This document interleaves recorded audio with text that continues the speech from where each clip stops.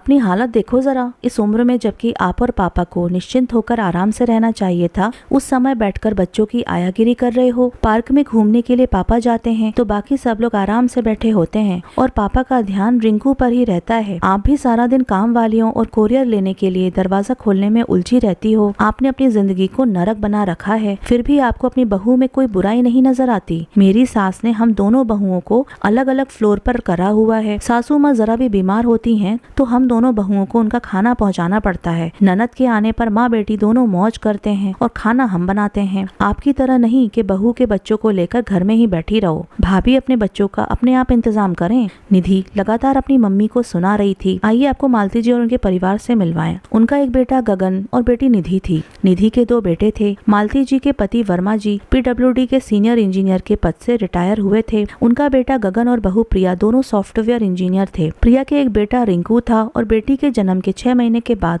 उसने फिर से अपना ऑफिस ज्वाइन कर लिया था। प्रिया तो अपनी नौकरी छोड़ने के लिए भी तैयार थी, लेकिन मालती जी ने उसको समझाया कि वर्मा जी और मैं मिलकर बच्चों का ध्यान रख लेंगे। घर के काम और खाना बनाने के लिए भी शांताबाई आने लगी थी। फिर भी घर में कोई भी और काम होता तो प्रिया ऑनलाइन ऑर्डर करके सब कुछ मंगवा लेती थी। गगन भी घर के सारे बिलों की ऑनलाइन पेमेंट कर देता था। कभी कभी वह दोनों वर्क फ्रॉम होम भी कर लेते थे। उनकी बेटी निधि स्कूल में टीचर थी और अक्सर छुट्टियां होने पर अपने बच्चों को लेकर वह अपनी मम्मी के पास आ जाती थी। निधि को लगता था कि उसकी मम्मी इस उम्र में भी गगन और प्रिया की गृहस्थी में ही फंसी रहती हैं। पहले जब भी वह अपने दोनों बेटों के साथ घर आती थी तब मालती जी मार्केट तक जाकर बच्चों को बहुत सामान दिलवाती थी, लेकिन अब वह अपनी स्वास्थ्य की समस्याओं और घर के काम में ही उलझी दिखती थी। वर्मा जी भी रिंकू को पढ़ाने इत्यादि में व्यस्त रहते थे। ये सब देख कर निधि कहती कि मेरी सासू माँ ने तो कभी भी हम दोनों बहुओं के बच्चे नहीं पाले हैं, वह तो अकेली मजे करती हैं। मालती जी कहती हमने तुम्हें नहीं पाला क्या? अब तो घर के काम करने के लिए भी सहायक लगे हुए हैं। अब तो एक फोन पर ही बैंक या बिलों के भुगतान का सारा काम गगन ही करता है। बच्चों के साथ खेलना हमको अच्छा लगता है। अब तुम्हारे भी तो दोनों बेटों को पापा पार्क ले जाते हैं। तुम्हारी सासू माँ की मानसिकता तो मैं नहीं बदल सकती, परंतु अपने घर में तो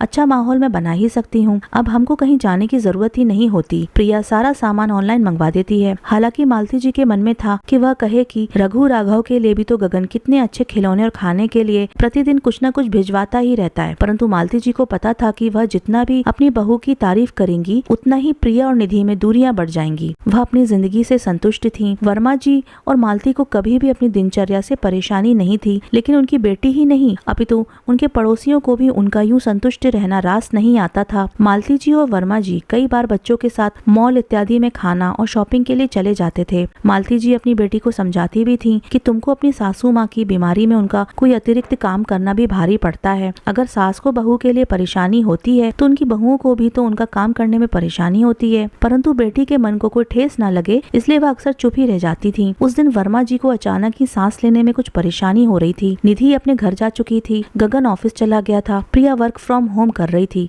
जैसे ही उसे वर्मा जी की तबीयत ज्यादा खराब लगी उसने गाड़ी उठाई और वर्मा जी को हॉस्पिटल ले गई। वर्मा जी को माइनर हार्ट अटैक आया था और समय पर पहुंच जाने के कारण वह खतरे से बाहर थे। प्रिया ने गगन को बुलाकर मालती जी को अस्पताल ले जाने के लिए कह दिया था। बच्चे मालती जी के पास निश्चिंत थे। पिता के अस्पताल होने की सूचना पाकर निधि भी अस्पताल में पहुंच गई। गगन भी मालती जी को ले आया था और हमेशा के जैसे मालती जी अपनी बहू की तारीफ कर ही रही थी। वर्मा जी को तभी जोर की खांसी आई और खांसी के साथ थोड़ा थूक भी बाहर आ गया था। वर्मा जी का मुंह साफ करने के लिए निधि टिश्यू पेपर या रुमाल ढूंढ ही रही थी कि इतने में ही प्रिया ने अपने हाथ से वर्मा जी का मुंह साफ करके वॉश बेसिन में हाथ धो लिए। आज निधि को यह देखकर महसूस हो रहा था कि मम्मी सही कहती हैं कि बहू भी परिवार की बेटी होती है। वह अपने ही पापा के मुंह पर लगे हुए तोक को साफ करने के लिए कुछ ढूंढ ही रही थी और उनकी बेटी प्रिया ने बेटी का कर्तव्य निभा दिया। ताली 2 हाथ से बजती है, मम्मी सही कहती हैं। निधि की सासू माँ के बीमार होने पर दोनों बहुओं में यह प्रतिद्वंदता चलती है कि हम क्यों करें, दूसरा भाई क्यों नहीं करता। बिल जमा करने के समय पर दोनों भाई इधर उधर हो जाते हैं। रिश्ते निभाने के लिए पहले अपनापन होना बहुत जरूरी है। ये बात निधि को आज समझ में आ चुकी थी। तो दोस्तों कैसी लगी आपको हमारी ये कहानी, हमें कमेंट करके जरूर बताइएगा। हम आपके लिए ऐसी कहानियां लाते हैं जिससे आपको प्रेरणा मिलती है और जिंदगी जीने की सोच भी। और यदि आपको हमारी कहानियां पसंद हैं तो हमारे चैनल को सब्सक्राइब और शेयर कीजिए ताकि हमारा मनोबल बना रहे और हम आपका मनोरंजन करते रहें।